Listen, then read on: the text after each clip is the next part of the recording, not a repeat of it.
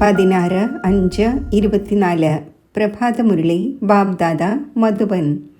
ബാബു പറയുന്നു, മധുരമായ കുട്ടികളെ, സ്വയം തന്നെ നന്നാക്കുന്നതിനു വേണ്ടി അറ്റൻഷൻ കൊടുക്കൂ. ദൈവിക ഗുണങ്ങൾ ധാരണ ചെയ്യൂ. ബാബ ഒരിക്കലും ആരുടെയും മേൽ ദേഷ്യപ്പെടുന്നില്ല, ശിക്ഷണം നൽകുന്നു. ഇതിൽ ഭയപ്പെടേണ്ട കാര്യമില്ല. ചോദ്യം: കുട്ടികൾക്ക് ഏതൊരു സ്മൃതി ഉണ്ടായിരിക്കുമെങ്കിൽ ടൈം വേസ്റ്റ് ചെയ്യില്ല? ഉത്തരം: ഇത് സംഗമത്തിൻ്റെ സമയമാണ്. വളരെ ഉയർന്ന ലോട്ടറി ലഭിച്ചിരിക്കുന്നു. ബാബ നമ്മളെ വജ്രതുല്യമായ ദേവത ആക്കിക്കൊണ്ടിരിക്കുന്നു. ഈ സ്മൃതി ഉണ്ടായിരിക്കുമെങ്കിൽ ഒരിക്കലും ടൈം വേസ്റ്റ് ചെയ്യുകയില്ല. ഈ നോളജ് സോഴ്സ് ഓഫ് ഇൻകമാണ്.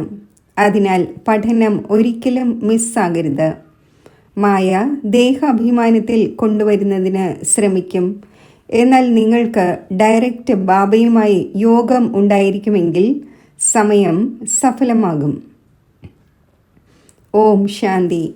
കുട്ടികൾക്ക് ഇതറിയാം. ഇത് പിതാവാണ്. ഇതിൽ ഭയപ്പെടേണ്ട ഒരു കാര്യവുമില്ല. ഇത് ശപിക്കുകയോ കോപിക്കുകയോ ചെയ്യുന്ന ഏതെങ്കിലും സന്യാസിയോ മഹാത്മാവോ അല്ല. ആ ഗുരുക്കന്മാരിലും മറ്റുമാണെങ്കിൽ വളരെയധികം ക്രോധമുണ്ട്.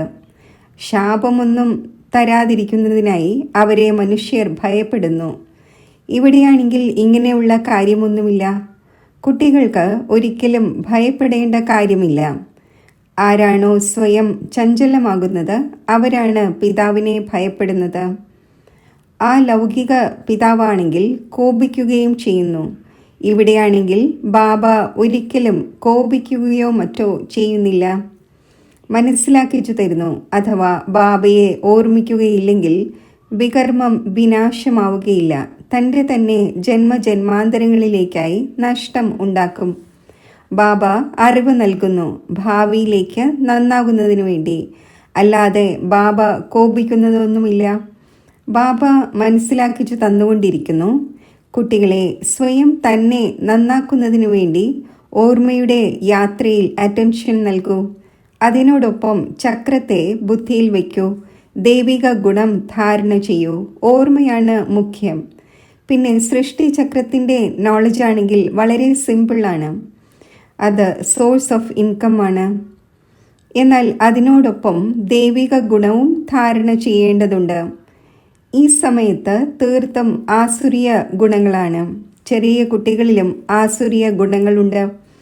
എന്നാൽ തീർത്തും അവരെ അടിക്കുവാനേ പാടില്ല. അതും പഠിക്കുകയാണ് ചെയ്യുന്നത്. അവിടെ സത്യയുഗത്തിലാണെങ്കിൽ പഠിക്കേണ്ടതില്ല. ഇവിടെയാണെങ്കിൽ മാതാപിതാക്കളിൽ നിന്നാണ് കുട്ടികളെല്ലാം പഠിക്കുന്നത്. ബാബ ദരിദ്രരുടെ കാര്യം പറയുന്നു. ധനികരെ സംബന്ധിച്ച് ഇവിടെ സ്വർഗം പോലെയാണ്. അവർക്ക് ജ്ഞാനത്തിൻ്റെ ആവശ്യമില്ല. ഇത് പഠനമാണ്. പഠിപ്പിക്കുവാനും നന്നാക്കുവാനും ടീച്ചർ ആവശ്യമാണ്. ബാബ ദരിദ്രരുടെ കാര്യം പറയുന്നു. എങ്ങനെയുള്ള അവസ്ഥയാണ്, എങ്ങനെയെല്ലാമാണ് കുട്ടികൾ മോശമാകുന്നത്. മാതാപിതാക്കൾ എല്ലാം കണ്ടുകൊണ്ടിരിക്കുന്നു. പിന്നെ ബാല്യത്തിൽ തന്നെ എല്ലാം മോശമായി പോകുന്നു. ഈ ആത്മീയ പിതാവ് പറയുന്നു, ഞാനും ദരിദ്രരുടെ നാഥനാണ്. മനസ്സിലാക്കിച്ചു തരുന്നു. നോക്കൂ, ഈ ലോകത്തിൽ മനുഷ്യരുടെ അവസ്ഥ എന്താണെന്ന്. തമോ പ്രധാന ലോകമാണ്. തമോ പ്രധാനതയിലും ഒരു പരിധി ഉണ്ടായിരിക്കുമല്ലോ. 1250 വർഷം കലിയുഗത്തിനുണ്ട്. ഒരു ദിവസം പോലും കുറവോ കൂടുതലോ അല്ല. ലോകം എപ്പോഴാണോ പൂർണ്ണമായും തമോ പ്രധാനമായത് അപ്പോൾ ബാബയ്ക്ക് വരേണ്ടി വന്നു.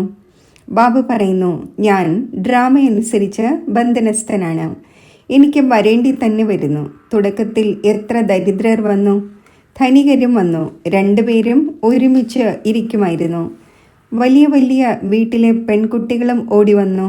ഒന്നും തന്നെ കൊണ്ടുവന്നില്ല. എത്ര കോലാഹലങ്ങളുണ്ടായി. ഡ്രാമയിൽ എന്ത് നടക്കണമായിരുന്നോ അത് സംഭവിച്ചു. ഇങ്ങനെ സംഭവിക്കും എന്ന ചിന്ത പോലും ഉണ്ടായിരുന്നില്ല. ബാബ സ്വയം അത്ഭുതപ്പെടുമായിരുന്നു. എന്താണ് സംഭവിച്ചുകൊണ്ടിരിക്കുന്നത്? ഇവരുടെ ഹിസ്റ്ററി വളരെ വണ്ടർഫുള്ളാണ്. ഇതും ഡ്രാമയിൽ അടങ്ങിയിട്ടുണ്ട്. ബാബ എല്ലാവരോടും പറഞ്ഞു, കത്തെഴുതി കൊണ്ടുവരൂ, നമ്മൾ ജ്ഞാനാമൃതം കുടിക്കാൻ പോകുന്നു.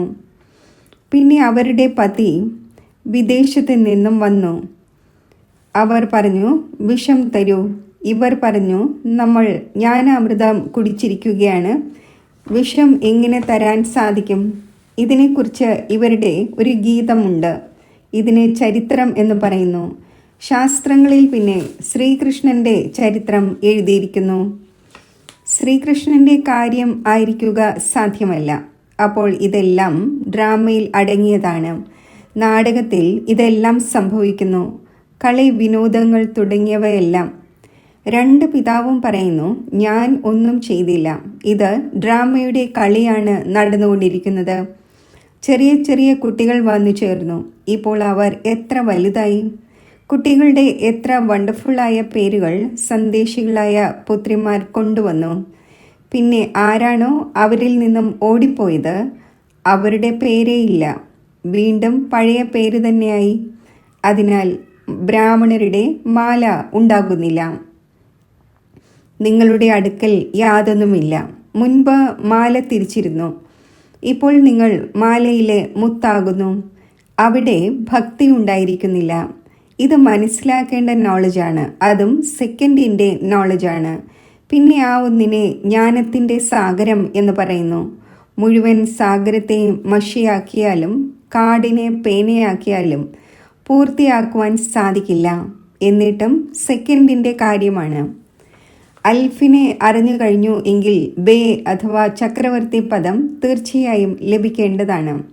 അപ്പോൾ ആ അവസ്ഥ ഉറപ്പിക്കുന്നതിൽ, അതായത് പതിതത്തിൽ നിന്നും പാവനമാകുന്നതിൽ പ്രയത്നമുണ്ട്. ബാബ പറയുന്നു, സ്വയം ആത്മാവാണ് എന്ന് മനസ്സിലാക്കി പരിധിയില്ലാത്ത പിതാവായ എന്നെ ഓർമ്മിക്കൂ. ഇതിലാണ് പ്രയത്നം. പുരുഷാർത്ഥം ചെയ്യിക്കുന്ന ടീച്ചറുണ്ട്. പക്ഷേ ആരുടെയെങ്കിലും ഭാഗ്യത്തിലില്ലെങ്കിൽ ടീച്ചറും എന്ത് ചെയ്യുവാനാണ്? ടീച്ചർ പഠിപ്പിക്കും, കൈക്കൂലി വാങ്ങി പാസ്സാക്കുകയൊന്നുമില്ല. കുട്ടികൾ ഇത് മനസ്സിലാക്കുന്നുണ്ട്. ഈ ബാപ് ദാദ രണ്ടുപേരും ഒരുമിച്ചാണ്. അനേകം പുത്രിമാരുടെ കത്തുകൾ വരുന്നു ബാപ് ദാദയുടെ പേരിൽ. ശിവ് ബാബ കെയർ ഓഫ് പ്രജാപിത ബ്രഹ്മ. ബാബയിൽ നിന്നും സമ്പത്തെടുക്കുന്നു ഈ ദാദായിലൂടെ. ത്രിമൂർത്തിയിലുണ്ട്, ബ്രഹ്മാവിലൂടെ സ്ഥാപന ചെയ്യിക്കുന്നു. ബ്രഹ്മാവിനെ ക്രിയേറ്റർ എന്ന് പറയുകയില്ല. പരിധിയില്ലാത്ത ക്രിയേറ്റർ ആ പിതാവ് തന്നെയാണ്. പ്രജാപിത ബ്രഹ്മാവും പരിധിയില്ലാത്തതായി. പ്രജാപിത ബ്രഹ്മാവാണെന്നിരിക്കെ വളരെയധികം പ്രജകളുണ്ടാകും. എല്ലാവരും പറയുന്നു ഗ്രേറ്റ് ഗ്രേറ്റ് ഗ്രാൻഡ് ഫാദർ എന്ന്. ശിവബാബയെ ഗ്രേറ്റ് ഗ്രേറ്റ് ഗ്രാൻഡ് ഫാദർ എന്ന് പറയുകയില്ല. ആ ഒന്ന് സർവ ആത്മാക്കളുടെയും പിതാവായി. ആത്മാക്കളെല്ലാവരും സഹോദരന്മാരാണ്, പിന്നെ സഹോദരി സഹോദരന്മാരാകുന്നു. പരിധിയില്ലാത്ത വംശാവലിയുടെ വൃക്ഷത്തിൻ്റെ ഹെഡ് പ്രജാപിത ബ്രഹ്മാവായി. വംശാവലി വൃക്ഷം ഉണ്ടായിരിക്കുമല്ലോ. ഇതാണ് പരിധിയില്ലാത്ത വംശാവലി വൃക്ഷം. ആദവും ബീബിയും ആഡവും ഈവും എന്ന് ആരെയാണ് പറയുന്നത്? ബ്രഹ്മ സരസ്വതിയെയാണ് പറയുന്നത്. ഇപ്പോൾ വംശാവലി വൃക്ഷം വളരെ വലുതായി, മുഴുവൻ വൃക്ഷവും ജീർണിച്ചതായി. പിന്നെ പുതിയത് ആവശ്യമാണ്. ഇതിനെ പറയുന്നത് വെറൈറ്റി ധർമ്മങ്ങളുടെ വൃക്ഷം എന്നാണ്. വെറൈറ്റി ഫീച്ചേഴ്സാണ്, ഒന്ന് മറ്റൊന്നുമായി ചേരുന്നില്ല. ഓരോരുത്തരുടെയും ആക്ടിവിറ്റിയുടെ പാർട്ട് ഒരാളുടേതുപോലെ ആയിരിക്കില്ല മറ്റൊരാളുടേത്. ഇത് വളരെ ഗുഹ്യമായ കാര്യങ്ങളാണ്. ചെറിയ ബുദ്ധിയുള്ളവർക്ക് മനസ്സിലാക്കുവാൻ സാധിക്കില്ല, വളരെ പ്രയാസമാണ്. ഞാൻ ആത്മാവ് ചെറിയ ബിന്ദുവാണ്, പരംപിത പരമാത്മാവും ചെറിയ ബിന്ദുവാണ്. ഇവിടെ സമീപത്ത് വന്നിരിക്കുന്നു. ആത്മാവ് ചെറുതോ വലുതോ ഒന്നും ആകുന്നില്ല. ബാപ് ദാദ രണ്ടുപേരുടെയും ഒരുമിച്ചുള്ള പാത്ത് വളരെ വണ്ടർഫുള്ളാണ്. ബാബ വളരെയധികം അനുഭവിയായ ഈ രഥത്തെ എടുത്തിരിക്കുകയാണ്. ബാബ സ്വയം മനസ്സിലാക്കിച്ചു തരുന്നു, ഇത് ഭാഗ്യശാലി രഥമാണ്. ഈ കെട്ടിടത്തിൽ അഥവാ രഥത്തിൽ ആത്മാവ് ഇരിക്കുകയാണ്. ഞാൻ ഇങ്ങനെയുള്ള പിതാവിന് തൻ്റെ കെട്ടിടം അഥവാ രഥം വാടകയ്ക്കായിരിക്കുമോ കൊടുക്കുക? എന്താണ് മനസ്സിലാക്കുന്നത്? അതിനാൽ ഈ ഒന്നിനെ ഭാഗ്യശാലി രഥം എന്ന് പറയുന്നു. ഇദ്ദേഹത്തിൽ ബാബയിരുന്ന് കുട്ടികളായ നിങ്ങളെ വജ്രതുല്യമായ ദേവതയാക്കുന്നു. മുൻപ് ഒന്നും മനസ്സിലാക്കിയിരുന്നില്ല, തീർത്തും തുച്ഛബുദ്ധിയായിരുന്നു. ഇപ്പോൾ കുട്ടികളായി നിങ്ങൾ മനസ്സിലാക്കുന്നുണ്ട്. പിന്നെ നല്ല രീതിയിൽ പുരുഷാർത്ഥവും ചെയ്യേണ്ടത് ആവശ്യമാണ്. ടൈം വേസ്റ്റ് ചെയ്യാൻ പാടില്ല. സ്കൂളിൽ ടൈം വേസ്റ്റ് ചെയ്യുന്നതിലൂടെ തോറ്റുപോകും. ബാബ നിങ്ങൾക്ക് വളരെ വലിയ ലോട്ടറി നൽകുന്നു. ആരെങ്കിലും രാജാവിൻ്റെ ഗ്രഹത്തിൽ ജന്മമെടുക്കുന്നെങ്കിൽ ലോട്ടറി ലഭിച്ചതുപോലെയാണല്ലോ. ദരിദ്രനാണെങ്കിൽ അതിനെ ലോട്ടറി എന്ന് പറയില്ല. ഇത് ഏറ്റവും ഉയർന്ന ലോട്ടറിയാണ്. ഇതിൽ ടൈം വേസ്റ്റ് ചെയ്യാൻ പാടില്ല. ബാബയ്ക്ക് അറിയാം മായയുടെ ബോക്സിംഗ് ഉണ്ട്. അടിക്കടി മായ ദേഹാഭിമാനത്തിൽ കൊണ്ടുവരുന്നു. നിങ്ങളുടേത് ബാബയുടെ കൂടെ ഡയറക്റ്റ് യോഗമാണ്. മുന്നിലിരിക്കുകയാണല്ലോ. അതിനാൽ ഇവിടെ റിഫ്രഷ് ആകുന്നതിനു വേണ്ടി വരുന്നു ഡ്രാമയനുസരിച്ച്.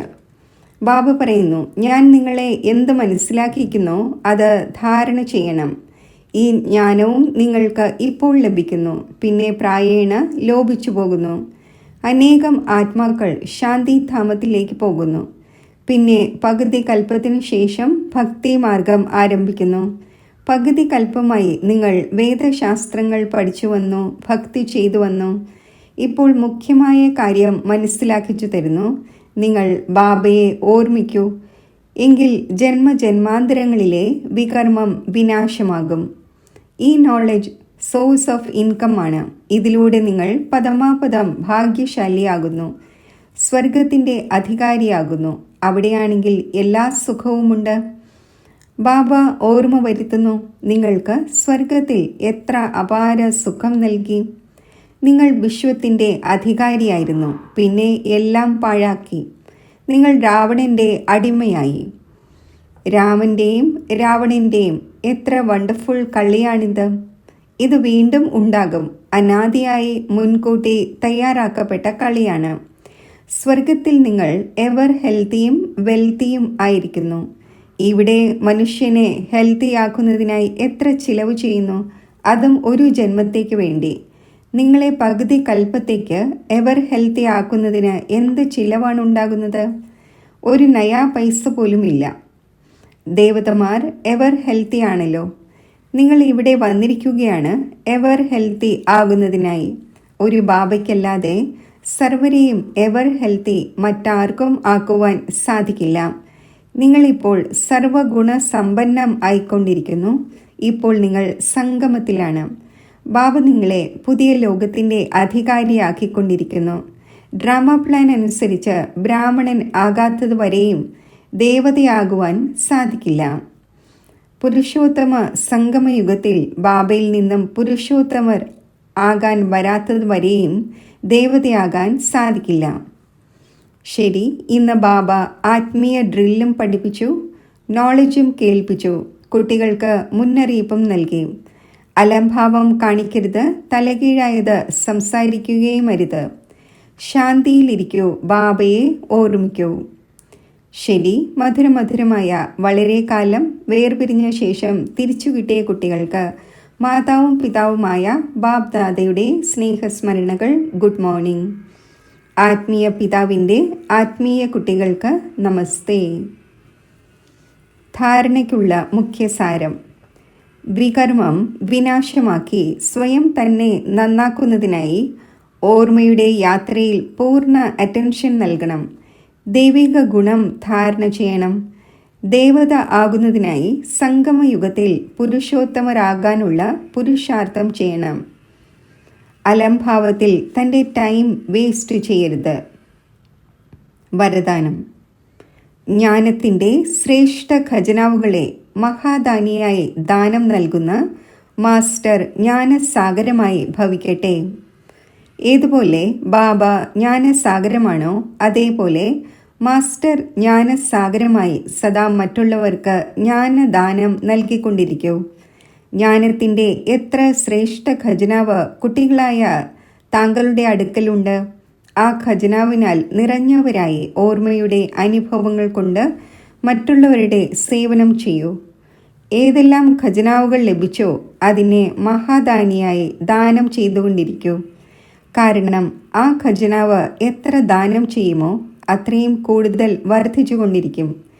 മഹാദാനിയാവുക എന്നാൽ നൽകലല്ല, മറിച്ച് കൂടുതൽ നിറയ്ക്കുക എന്നാണ്. സ്ലോഗൻ: ജീവൻ മുക്തത്തോടൊപ്പം ദേഹത്തിൽ നിന്നും വേറിട്ട് വിദേഹിയാവുക. ഇതാണ് പുരുഷാർത്ഥത്തിൻ്റെ ലാസ്റ്റ് സ്റ്റേജ്.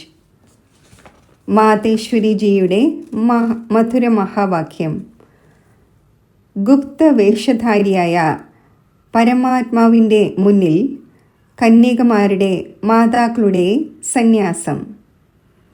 ഇപ്പോൾ ലോകത്തുള്ള മനുഷ്യർക്ക് ഈ ചിന്ത വരേണ്ടതാണ്: ഈ കന്യകമാരും മാതാക്കളും എന്തുകൊണ്ട് സന്യാസം സ്വീകരിച്ചു? ഇത് ഏതെങ്കിലും ഹഠയോഗമോ കർമ്മസന്യാസമോ അല്ല, എന്നാൽ തീർത്തും സഹജയോഗ, രാജയോഗ, കർമ്മയോഗ സന്യാസമാണ്. പരമാത്മാവ് സ്വയം വന്ന് ജീവിച്ചിരിക്കെ ദേഹസഹിതം ദേഹത്തിൻ്റെ എല്ലാ കർമ്മേന്ദ്രിയങ്ങളെയും മനസ്സുകൊണ്ട് സന്യസിപ്പിക്കുന്നു. അതായത് 5 വികാരങ്ങളുടെ സമ്പൂർണ്ണ സന്യാസം തീർച്ചയായും ചെയ്യേണ്ടതുണ്ട്. പരമാത്മാവ് വന്ന് പറയുന്നു, ദാനം നൽകൂ, എങ്കിൽ ഗ്രഹണം മാറും. ഇപ്പോൾ മായയുടെ ഈ ഗ്രഹണം പകുതി കൽപ്പമായി ബാധിച്ചിരിക്കുകയാണ്. ഇതിലൂടെ ആത്മാവ് കറുത്തതും പതീതവുമായിരിക്കുന്നു. അതിന് വീണ്ടും പവിത്രമാക്കണം. നോക്കൂ, ദേവതമാരുടെ ആത്മാക്കൾ എത്ര പവിത്രവും തിളക്കമുള്ളതുമാണ്. ആത്മാവ് പവിത്രമാണെങ്കിൽ ശരീരവും നിരോഗിയും പവിത്രവുമായത് ലഭിക്കുന്നു.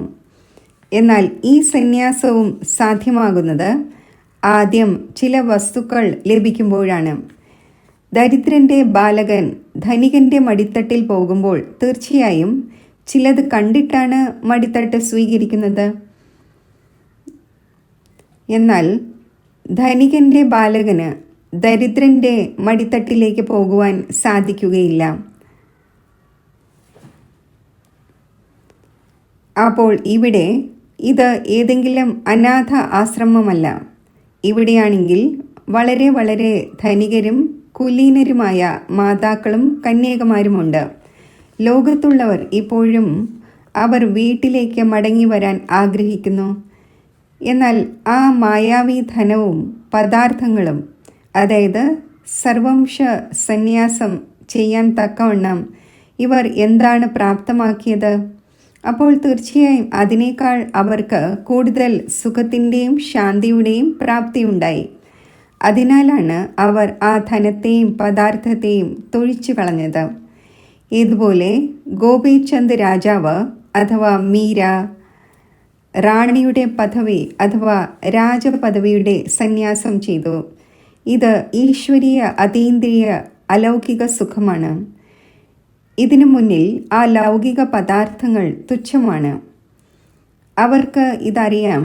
ഈ മർജീവ ആകുന്നതിലൂടെ നമ്മൾ ജന്മജന്മാന്തരങ്ങളിലേക്ക് അമരപുരിയുടെ ചക്രവർത്തി പദം പ്രാപ്തമാക്കിക്കൊണ്ടിരിക്കുന്നു. അതിനാൽ തന്നെയാണ് ഭാവി ഉണ്ടാക്കാനുള്ള പുരുഷാർത്ഥം ചെയ്തുകൊണ്ടിരിക്കുന്നത്. പരമാത്മാവിൻ്റേതാവുക എന്നാൽ പരമാത്മാവിൻ്റേതായി മാറുക. സർവ്വതും ആ ഒന്നിന് അർപ്പിക്കുക. പിന്നെ ആ ഒന്ന് റിട്ടേണായി അവിനാശി പദവി നൽകുന്നു. അപ്പോൾ ഈ മനോകാമന പരമാത്മാവ് തന്നെയാണ് വന്ന് ഈ സംഗമ സമയത്ത് പൂർത്തീകരിക്കുന്നത്. കാരണം താങ്കൾക്കറിയാം, വിനാശജ്വാലയിൽ ശരീരം, മനസ്സ്, ധനം സഹിതം എല്ലാം ഭസ്മമായി പോവുക തന്നെ ചെയ്യും. അപ്പോൾ എന്തുകൊണ്ട് പരമാത്മാർത്ഥം സഫലമാക്കിക്കൂടാ? ഇപ്പോൾ ഈ രഹസ്യവും മനസ്സിലാക്കണം. എല്ലാം വിനാശമാകണം എന്നിരിക്കെ നമ്മളും വാങ്ങിയിട്ട് എന്തു ചെയ്യുവാനാണ്?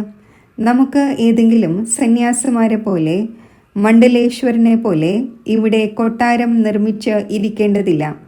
എന്നാൽ ഈശ്വരാർത്ഥം വിത്ത് വിതയ്ക്കുന്നതിലൂടെ അവിടെ ഭാവിയിൽ ജന്മജന്മാന്തരങ്ങളിലേക്ക് ഇവരുടെ ഭാവി ഉണ്ടാകേണ്ടതുണ്ട്.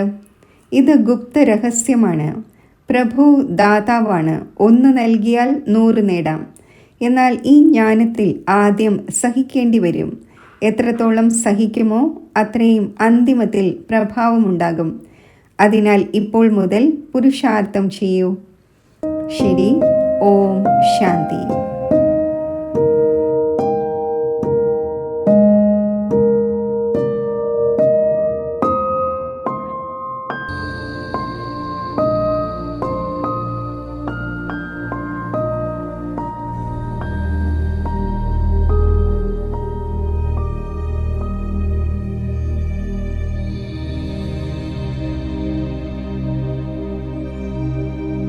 മനസ്സിൻ്റെ ഏകാഗ്രതയുടെ ശക്തിയിലൂടെ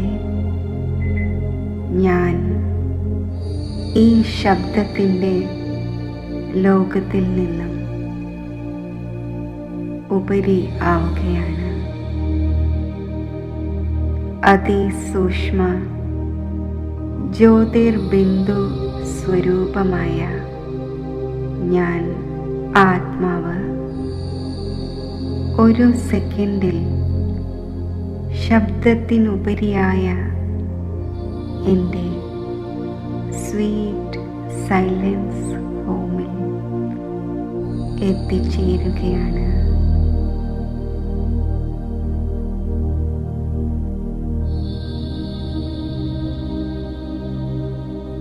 മധുരമായ നിശബ്ദത നിറഞ്ഞ ദിവ്യമായ ശാന്തത നിറഞ്ഞ ഈ ലോകത്തിൽ ഞാൻ എൻ്റെ അനാദി സ്വരൂപത്തിൽ സ്ഥിതി ചെയ്യുകയാണ്.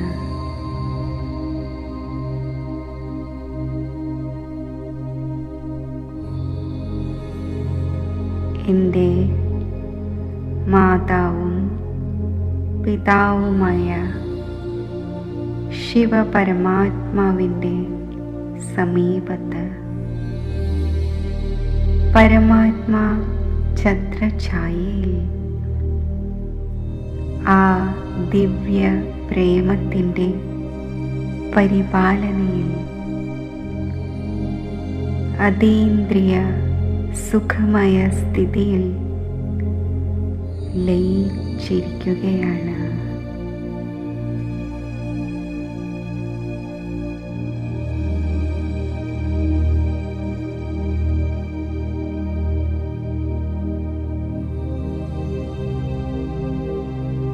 ഈ ദിവ്യ സ്നേഹത്തിൻ്റെ ഛത്രഛായയിൽ ഞാൻ സർവ വരദാനങ്ങൾ കൊണ്ടും സമ്പന്നമായി സന്തുഷ്ടമണി ആയിരിക്കുന്നു.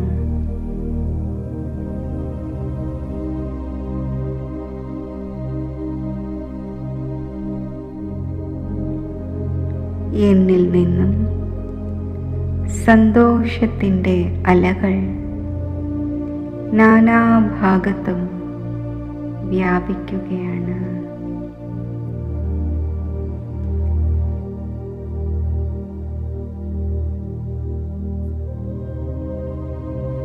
ശബ്ദത്തിൻ്റെ ലോകത്തിൽ പല പല ചിന്തകളാൽ പല പല വിഘ്നങ്ങളാൽ പരവശരായ ആത്മാക്കളിൽ ഈ സന്തുഷ്ടതയുടെ അലകൾ എത്തിച്ചേരട്ടെ.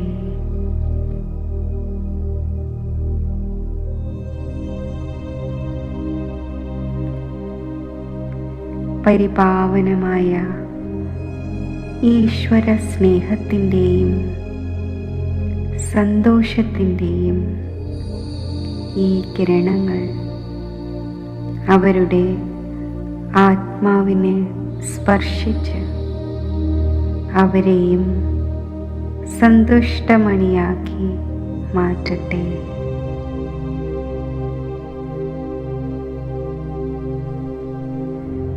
അവരിലെ ചിന്തകൾ അകന്നു പോകട്ടെ.